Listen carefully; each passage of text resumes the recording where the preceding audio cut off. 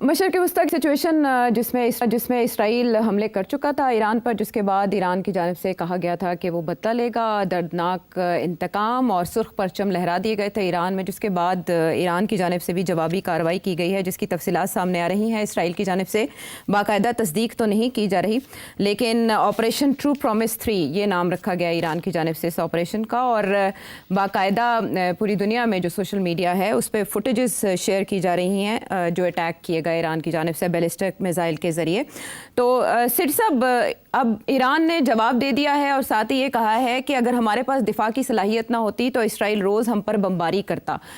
अब इसके बाद दुनिया सोच रही है कि मामला अब किधर जाएगा। क्या वाकई इसराइल सरप्राइज हुआ, उसने ईरान की ताकत का गलत अंदाज़ा लगाया था? क्या ईरान ने इस अटैक से अपने टारगेट्स अचीव कर लिया? तो इसका मतलब है इसराइली डिफेंस सिस्टम नाकारा हो गया, नाकाम हो गया। इसे पर्ल हार्बर मूवमेंट कहा जा रहा है इसराइल में, वाकई ऐसा है? देखिए, ये तो मुझे नहीं पता कि ये पर्ल हार्बर मूवमेंट है। अभी तक जो खबरें आ रही हैं वो बड़ी वन साइडेड ही हैं कि कितना डैमेज हुआ या डिस्ट्रक्शन हुई है। अलबत्ता ये कंफर्म्ड है कि बहुत सी बैलिस्टिक मिसाइल्स जो हैं दे हैव गॉट थ्रू। अब देखिए ना, कोई आसान काम तो नहीं था ना। सबसे पहले जब मिसाइल्स ईरान से चलती हैं तो सबसे पहले उनको कन्फ्रंट किया जाता है इन साइप्रस, जहाँ ब्रिटिश बेसिस हैं। फिर उसके आगे इराक में अमेरिकन बेसिस हैं जी। फिर जॉर्डन, फिर सीरिया एंड जॉर्डन।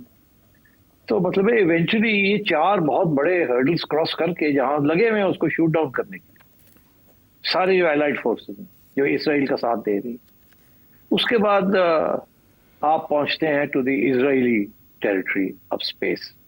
वहां जैसे आपने इंट्रोडक्शन में बताया कि there is 4 level of security system. उस एक तो वो है जो 4000 के लेवल पे है माइल्स, इट्स द एरो 3। फिर कोई 3000 2500 एरो 2 है। उसके बाद फिर वो डेविड स्लिंग है जी, जो कि 300 के करीब के माइल्स पे है। उसके बाद फिर वो डोम है। तो मतलब है ये 4 लेवल्स को आफ्टर 4 कंट्रीज जहां एलाइड फोर्सेस लगी हुई हैं उनको गिराने में, जहाज लगे हुए हैं, मिसाइल्स लगी हुई हैं, और फिर वो मिसाइल्स जो है दे गेट थ्रू। तो मेरा ख्याल है लेवल ऑफ सक्सेस इतना ज्यादा नहीं होगा जो आप देख रहे हैं।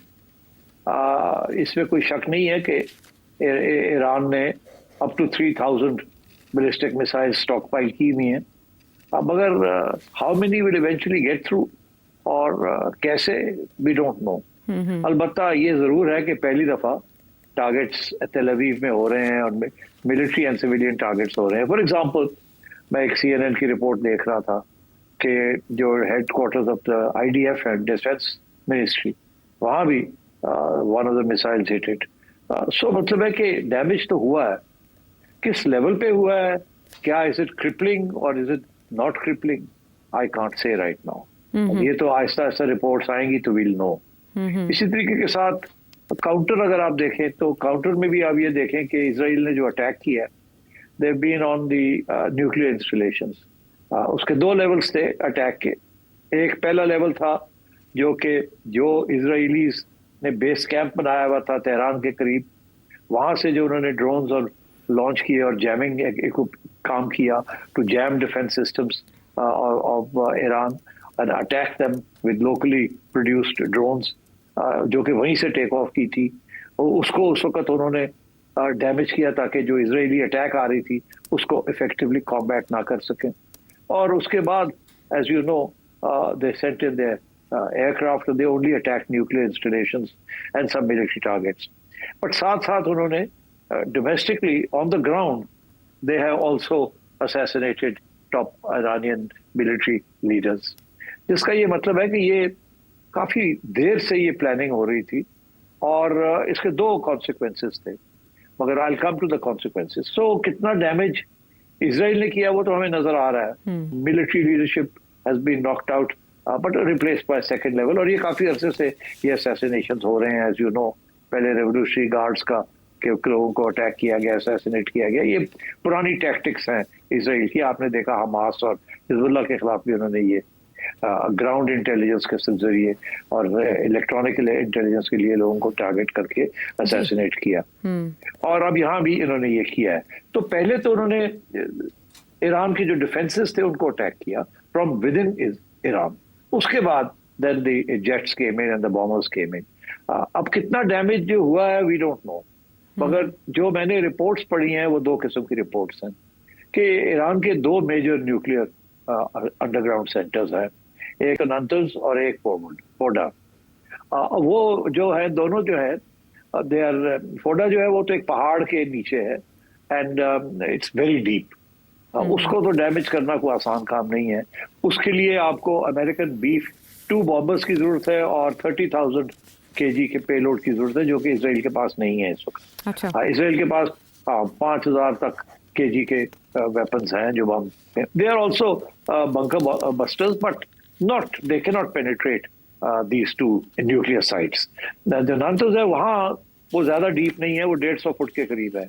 जो दूसरा है वो तो बहुत ज्यादा 300 से भी ज्यादा फुट के करीब है। तो इसलिए आई थिंक, मेरा नहीं ख्याल, ऊपर से तो डैमेज जरूर हुआ होगा, जैसे एक अर्थक्वेक आती है नीचे तो वो तो हुआ होगा, बट मेरा ख्याल है वो इररेपरेबल नहीं है, वो उसको रिपेयर किया जा सकता है। अच्छा। सो मेरा ख्याल है कि न्यूक्लियर प्रोग्राम को नॉकआउट नहीं किया। सेंट्रीफ्यूजेस जो बना रही हैं they are still, they must be operative और they must have stopped operation, वो फिर भी वापस आ जाए। तो आई डोंट थिंक कि ज्यादा न्यूक्लियर को ज्यादा डैमेज किया है, वो फिर 6 महीने साल के अंदर ऑपरेटिव हो जाएंगे अगर ये चीज रुक जाती है तो। मगर इजराइल ने यही कहा कि they will keep coming back and keep attacking these places. तो इसका मतलब है अभी और डैमेज करने का इम्कान है। तो एक तरफ तो ये है, दूसरी तरफ ईरान ने भी कहा कि we will continue firing ballistic missiles. तो मेरा ख्याल है ये थोड़ी देर तो और चलेगा। बट मैं यहाँ से थोड़ा हट के कहीं और जाना चाह रहा हूँ।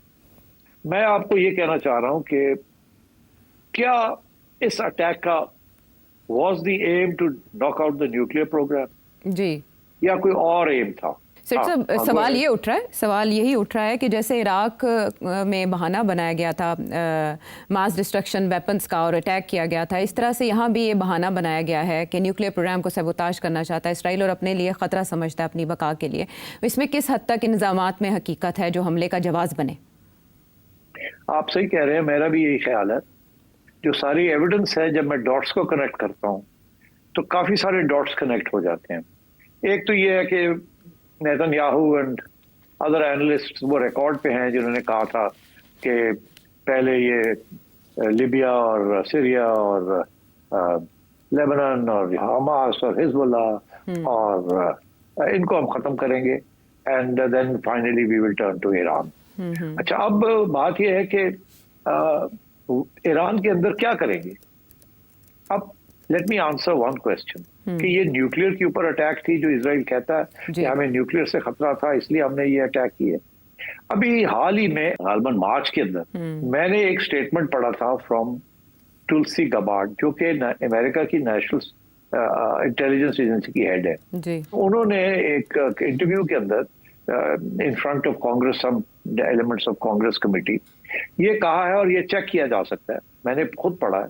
उन्होंने कहा है कि Iran is nowhere near creating building a nuclear bomb जी, और कोई इसी किस्म का इम्कान नहीं है कि वो न्यूक्लियर बॉम्ब बनाने जा रहे हैं या वो बनाएंगे। और यहाँ तक जो बेसिकली जो इंडिपेंडेंट एनालिस्ट हैं वो ये कह रहे हैं कि अयतुल्ला खमेनी जो है, जब इन्होंने 2018 में जब बातचीत हो रही थी 18-20 में विद डोनाल्ड ट्रंप और वो ट्रीटी को चेंज करना चाह रहे थे, तो उस वक्त अमेरिका कन्विंस था कि एज लॉन्ग एज ये लीडरशिप जो है, इन्होंने इनरिचमेंट बंद की हुई है, इन्होंने बिल्कुल इनरिचमेंट नहीं की और कोई इरादा नहीं है ईरान की लीडरशिप का to go head and make nuclear weapons or to enrich uranium up to 90% bomb making level। और वो ये कह रहे थे कि इनका सिर्फ इंटरेस्ट ये है ईरान का कि सैंक्शंस जो लगे हुए हैं ईरान के ऊपर उनको खत्म किया जाए और ताकि वो अपनी मईशत चला सके और अपने लोगों के लिए कुछ खुशहाली की बात करें। इतना अरसा हो गया कि दे आर अंडर स्ट्रेस और कोई किसी किस्म के इंडिकेशन नहीं थी कि अयतुल्ला खमेनी जो हैं वो बम बनाना चाहते हैं या उन्होंने कोई धोखा देना है, वो अपनी एग्रीमेंट जो की थी ओबामा के साथ उसको वो बरकरार रखना चाहते हैं। और ये अमेरिकन थे जो कि थोड़ी बहुत गड़बड़ कर रहे थे और इसीलिए उन्होंने सैंक्शंस बढ़ाने के लिए, कम करना नहीं बढ़ाने के लिए ये सारा वो पुरानी एग्रीमेंट को खत्म कर दिया था। तो सारी इंडिकेशंस यही थी कि Iran is not going ahead with making the bomb, nor is it going ahead enrichment. ये सारा ड्रामा कि जी 60% तक एनरिचमेंट हो गई है, नए नए सेंट्रीफ्यूजेस लग रहे हैं, बड़ी इफिशिएंसी से काम हो रहा है, दिस वाज नॉनसेंस। और ये अमेरिकन इंटेलिजेंस कम्युनिटी ने इसको तस्लीम भी किया था कि Iran is backed of from the nuclear thing. इस वक्त उनका स्ट्रेस इज ऑन सैंक्शंस, इसको खत्म किया जाए। और यहाँ जो था द ऑपोजिट कि सैंक्शंस बढ़ाए जाएं और प्रेशर डाला जाए। मतलब क्या ये सारी बात करने का मतलब ये कि Israel, America and Europe are not worried about the nuclear problem. ये जैसे वो आपने अभी खुद ही कहा, राइटली सो, कि सद्दाम हुसैन के ऊपर वेपन्स ऑफ मैस डिस्ट्रक्शन का इल्जाम लगा के और इन्वेड कर लिया, इसी तरीके के साथ इल्जाम ईरान पे न्यूक्लियर का लगा के what they really want is regime change. यही वो इराक में भी चाहते थे और यही वो सीरिया में भी चाहते थे और यहाँ भी वो रेजीम चेंज चाहते हैं। और ये सारा कुछ जो हो रहा है ये रेजीम चेंज। अच्छा, अब क्यों रेजीम चेंज? अगर वो न्यूक्लियर भी नहीं बना रहे और अब हमास और हिजबुल्लाह भी खत्म हो गए हैं इन द सेंस ऑफ कि ईरान ने उनको भी सपोर्ट करना बंद कर दिया है या मजबूरी से, तो फिर प्रॉब्लम क्या है? फिर अगर हमास और हिजबुल्लाह भी टेक आउट हो गए हैं, सीरिया गिर गया है, इनके हाथ में आ गया है, ये दो बहुत बड़े आउटपोस्ट थे, सीरिया के जरिए भी बड़ी सपोर्ट मिल रही थी रेजिस्टेंस को, हिजबुल्लाह को और हमास को, और अब वो भी खत्म हो गई है, वो भी टेक ओवर कर लिया अमेरिका ने, और उधर हमास और हिजबुल्लाह को इन्होंने डेसिमेट कर दिया है या कुछ हद तक मतलब खत्म कर दिया है या एलिमिनेट कर दिया है या डिग्रेड कर दिया है, जो भी आप समझे। तो फिर ईरान के साथ इस वक्त ये करने की क्या जरूरत है? और मेरा ख्याल है यहाँ हमें एक और एंगल की तरफ जाना चाहिए। क्या? और वो एंगल मैं आपको बता दूं which we should start thinking about, कि क्या ये सारा ड्रामा जो हो रहा है जी, जिसके ऊपर ईरान के ऊपर फोकस है, क्या ये ईरान का मामला है या कोई और मामला है, या खेल आगे जो कि रेजीम, हाँ, जो कि अब आगे जाके आपको समझ आएगी वो क्या है। मैं एक स्पेकुलेशन करता हूँ थोड़ी सी, अगर आप इजाजत दें तो। जी। अच्छा, वो ये कि आपको पता है इस वक्त वेस्टर्न वर्ल्ड बड़ा परेशान है, स्पेशली अमेरिका, कि ब्रिक्स जो है उनके हाथ से निकल रही है और चाइना और रशिया जो है they are creating a new bloc, और उस ब्लॉक का बहुत बड़ा हिस्सा जो है, important part is Iran. America is worried about the new bloc that is coming online, जो कंपटीशन में आएगा with America and the West, which is BRICS. BRICS को इनलार्ज किया जा रहा है, अभी पाकिस्तान को भी उसमें डालने की कोशिश की जा रही है, वो क्या इनवाइट किया गया। और ब्रिक्स की लीडरशिप जो इस वक्त 3 ममालिक के पास है, इंडिया के पास अब नहीं रही, अब चाइना, रशिया और ईरान के पास आ रही है। और वो जो पुरानी ब्रिक्स थी, Brazil, Republic of south Africa, India and so on, वो जो थी वो अब उसकी वो अहमियत नहीं रही, बहुत बड़ी इलाज हो रही है वो जी, और एक अलग एक ब्लॉक बनने जा रहा है, जिसके अंदर अब सबसे ज्यादा खतरा चाइना से आ रहा है। तो अब चाइना और रशिया को तो ये टेक ऑन नहीं कर सकते, रशिया को तो इन्होंने यूक्रेन में फंसाया हुआ है, और अब चाइना को ये फंसाना चाह रहे हैं कहीं ना कहीं, ये जो टैरिफ वॉर्स है और ये सारा ड्रामा कर रहे हैं, मगर इधर ईरान को they have targeted Iran. So my sense is कि we should look out for a bigger strategy behind this regime change in Iran, क्योंकि अगर वहां प्रो अमेरिकन रेजीम आ जाती है तो फिर ऑब्वियसली ब्रिक्स जो है वो साबोटाज हो जाएगा, because Iran is sitting on the border of Russia, and so therefore they can create difficulties, और भी वहां फ्रंट्स खुल सकते हैं एंड सो ऑन। तो मैं ये समझता हूँ कि we should look out for, we should expose this attack on Iran as एक एक्सक्यूज कि जी आपने न्यूक्लियर वेपन की वजह से ये किया है, ये सारा ड्रामा है, कोई खतरा नहीं था। अयतुल्ला खमेनी ने फैसला कर लिया था कि हम अपनी एनरिचमेंट रोक देंगे, and he was following the agreement with Obama, and they were only interested in getting their sanctions removed. उनके पैसे भी फंसे हुए हैं sanctions की वजह से, सख्त तकलीफ हो रही है ईरान को, उनकी especially the export of oil and so on. तो मेरा ख्याल है this is the real reason behind this attack by Israel. अगर इसको आप सामने रखें तो फिर आगे क्या होने जा रहा है, then you can maybe make some good predictions. और वो प्रेडिक्शन आप बहुत पहले कर चुके हैं, वो याद करवाना बहुत ज़रूरी है. 19 दिसंबर 2024 को क्या नक्शा खींचा था आपने? 225 जो है अगला साल, अच्छा, वो America and Israel will focus on Iran. They will focus on regime change and destruction of Iran's nuclear program. ठीक, ओके, उनकी ये टारगेट है. अच्छा, और अगर इस टारगेट में वो कामयाब हो जाते हैं, स्पेशली इन regime change, तो फिर मेरा ये असेसमेंट है कि into 2026 Israel and America will turn their attention to Pakistan. तो they will turn their attention to Pakistan and Pakistan's nuclear program.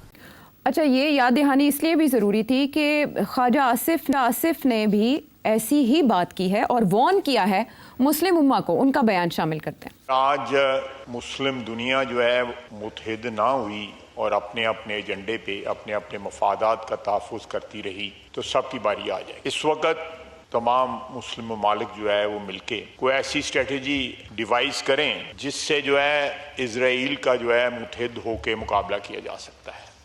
अच्छा, जब अब्राहम अकॉर्ड हुआ था सेठी साहब, तो वो आपने प्रेडिक्शन की थी या तबसरा किया था, तज्जिया किया था कि सऊदी अरब पहले इस तरफ आएगा, फिर उसके बाद पाकिस्तान पर भी दबाव बढ़ सकता है. लेकिन हमास के अटैक के बाद ना सिचुएशन बिल्कुल ही बदल चुकी है 180 डिग्री. अब जो बात आपने कही दिसंबर 2024 में और जो ख्वाजा आसिफ ने कल और आज बातें की हैं, हमारे व्यूवर्स हैं उमर फारूक बुरेवाला से और इसके अलावा 2 और व्यूवर्स हैं, उनके भी यही क्वेश्चंस हैं जो आपसे जानना चाह रहे हैं कि ये रेला आहिस्ता आहिस्ता फिर क्या पाकिस्तान की तरफ भी रुख करेगा और पाकिस्तान इसीलिए राब्ते कर रहा है, ईरान को अपनी हिमायत का यकीन दिला रहा है, अमेरिका के साथ ताल्लुकात के होते हुए भी और अरब वर्ल्ड के खामोश होते हुए भी पाकिस्तान कह रहा है कि हम मुकम्मल हिमायत करेंगे. क्यों? नहीं, देखिए, मुकम्मल हिमायत तो पहले सारी दुनिया ही कर रही है except for the western world. वो सीज फायर चाहते हैं और वो एस्केलेशन नहीं चाहते. उन्होंने जो करना था वो कर लिया. अब वो और इसको ज़्यादा बढ़ाना नहीं चाहते कि और ख़तरा ना हो जाए. कल को फिर ईरान जो है ये समझे कि अच्छा ये बात है तो हमने तो न्यूक्लियर एनरिचमेंट रोकी भी थी, अब हम फिर शुरू कर देते हैं. और ये ना हो, क्योंकि ईरान सीरिया नहीं है, ईरान लेबनान नहीं है, ईरान इजिप्ट नहीं है. एंड सो देयरफॉर, और सबसे ज़्यादा इस वक्त ईरान की हिमायत चाइना और रशिया कर रहे हैं. They are very solidly behind Iran. अभी मैंने सुना है कि रशियन स्टेटमेंट्स आ रही हैं, अब आनी शुरू हो गई हैं कि रशिया को भी बात समझ आ रही है कि ये जो सारा कुछ हो रहा है, this is not only about Iran's nuclear programme, this is something more. And I think अब आप देखेंगे कि चाइना एंड रशिया ज्यादा अग्रेसिवली बात करेंगे. And I think because they see the threat that is coming.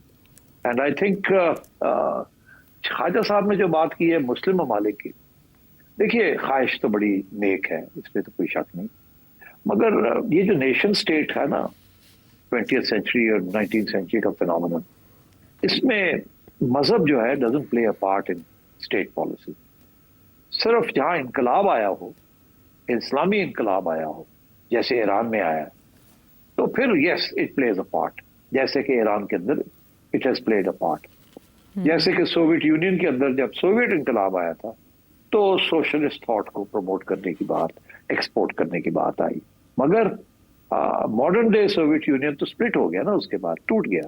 तो now socialism is not a part of the ideology of Russia. इसी तरीके के साथ चाइना बड़ा रियलिस्टिक हो गया और प्रैग्मेटिक हो गया, they are not exporting revolution. और ईरान ने भी Aahista Aahista was coming to a position where they would have stopped exporting revolution or Islamic revolution. तो इसलिए मेरा ख्याल है that was one of the reasons that they realized कि अब the Islamic government and revolution जो है वो उसमें से स्टीम निकल रही है, भाप निकलनी शुरू हो गई है, because लोग तंग है वहाँ, and they have not been able to deliver, and the sanctions जो हैं they've hurt them very badly. और उनके जो proxies थे उनको one by one over a period of time they've been taken out or degraded. तो इसलिए मैं समझता हूँ कि ईरान की तरफ से अब उस किस्म का खतरा नहीं था। अब मेरा ख्याल है बिगर गेम आ गई है। अब मुस्लिम ममालिक, जो ख्वाजा साहब ने बात की है, एज आई सेड, ख्वाहिश तो बड़ी नेक है, बट दीज आर स्टेट्स। वो तो ना, उनकी पॉपुलेशंस होंगी मुस्लिम, but they are not Islamic states. They are not exporting Islam और एक्सपोर्टिंग रेवोल्यूशन। और उनके जो स्टेट टू स्टेट रिलेशंस है are not based on religion, they are based on secular state interests. This is always the case. तो अब इस Iran का भी यही हो रहा था। से Iran relationship with Pakistan was based on secular interest, Iran versus Pakistan. Otherwise तो फिर अगर एक ही किस्म के मुस्लिम या इस्लामिक इंटरेस्ट होते तो इतनी टेंशन भी ना होती। ईरान पाकिस्तान के अप एंड डाउन है ना रिलेशनशिप। वो समझते हैं कि हम अमेरिका के एजेंट हैं, हमें ट्रस्ट नहीं करते। हम कहते हैं कि ये तो रेगुलर में इन्हें प्रैग्मेटिज्म भूल गए हैं and so on, and we don't know ये साथ देंगे कि नहीं साथ देंगे। फिर ईरान के भी जो स्टेट टू स्टेट इंटरेस्ट है, मैं एग्जांपल देता हूँ आपको। ईरान ने चाबहार पोर्ट जो है वो इंडिया के हवाले कर दी है, which is going to be competitor of Gwadar and of Karachi. और इंडिया को एक एक्सेस मिल जाएगी into Afghanistan and Central Asia in competition with Pakistan.